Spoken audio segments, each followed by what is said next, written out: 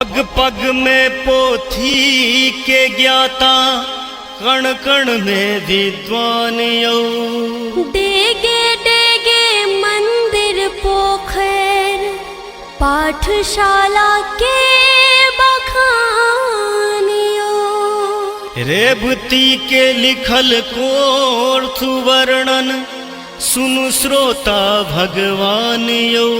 विकास अन्नु हाथ जोड़ के, सबके करी प्रणाम यो।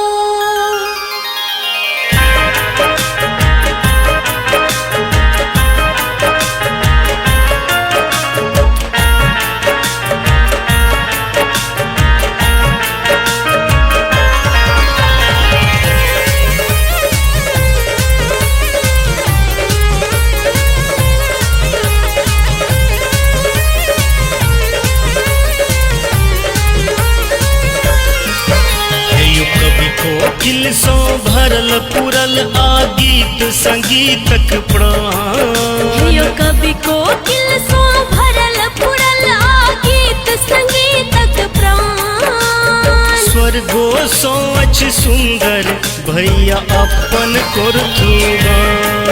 हे यो स्वर्गो सो अछ सुंदर, भैया अपन कोरथुगान।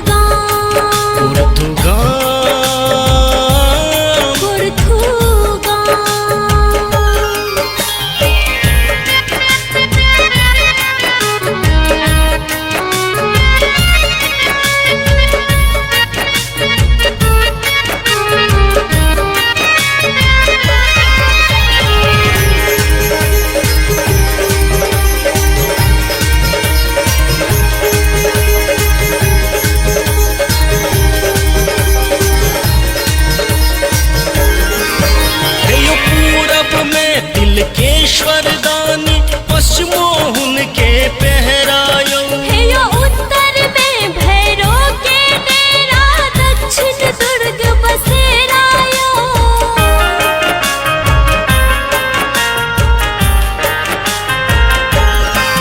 हे यो पूरब में तिलकेश्वरदानी, पश्चिमो हुनके पहरायो। उत्तर में भैरो के डेरा, दक्षिण दुर्ग बसेरायो। बीच गाम में ध्वजा पकड़ने, बैसल छथि हनुमान। हे यो बीच गाम में ध्वजा पकड़ने, बैसल छथ हनुमान। हे यो स्वर्गो सो अछ सुंदर, भैया अपन कोरथुगान। हे यो स्वर्गो सो अछ सुंदर, भैया अपन कोरथुगान। कोरथुगान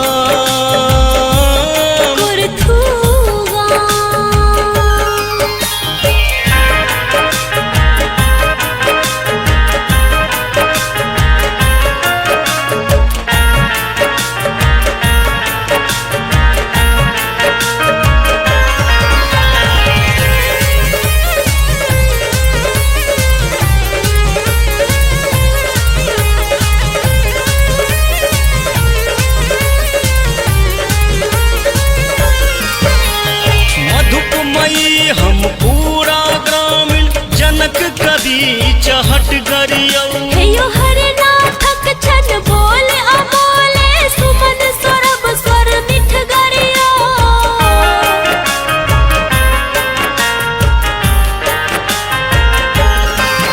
हे यो मधुपुमयी हम पूरा ग्रामीण, जनक कवि चहट गरियौ। हे यो हरनाथक छन बोले अबोले, सुमन सौरभ स्वर मिठ गरियो। अजय कलम सो उपजल जे शब्द, अमृत केर समान। हे यो अजय कलम सो उपजल जे शब्द, अमृत केर समान। स्वर्गो सो अछ सुंदर, भैया अपन कोरथुगान। हे यो स्वर्गो सो अछ सुंदर, भैया अपन कोरथुगान। कोरथुगान कोरथुगान।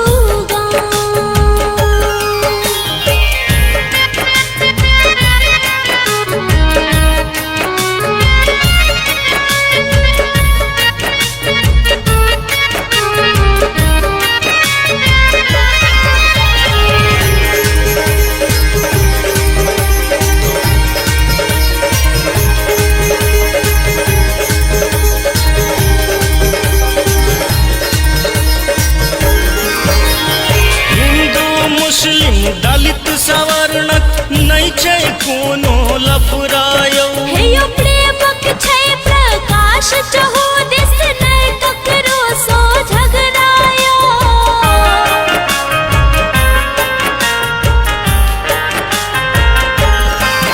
हे यो हिंदू मुस्लिम दलित सवर्णक नहीं छै कोनो लफरायो। हे यो प्रेमक छै प्रकाश चहु दिस नै ककरो सो झगड़ायो। मिलजुली सब रहै छी संगे नै कियो अनजान। हे यो मिलजुल सब रहै छी संगे नै कियो अनजान। हे यो स्वर्गो सँ अछि सुंदर भैया अपन कोरथू ग्राम। हे यो स्वर्गो सँ अछि सुंदर भैया अपन कोरथू गाम। कोरथू गाम कोरथू गाम।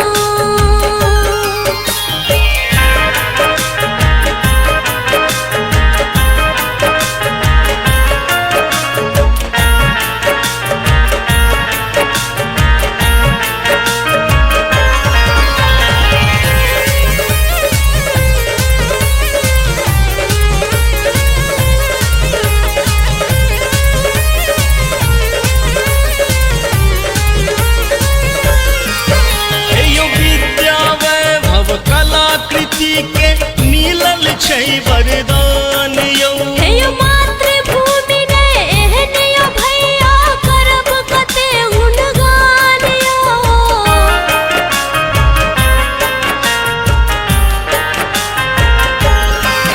हे यो विद्या वैभव कलाकृति के मिलल छै वरदान यौ। हे यो मातृभूमि ने एहन यो भैया करब कते गुणगान यो। सौभाग्यक अछि बात यो भैया छी कोरथुक संतान। हे यो सौभाग्यक अछि बात यो भैया छी कोरथुक संतान। स्वर्गो सँ अछि सुंदर भैया अपन कोरथू ग्राम। हे यो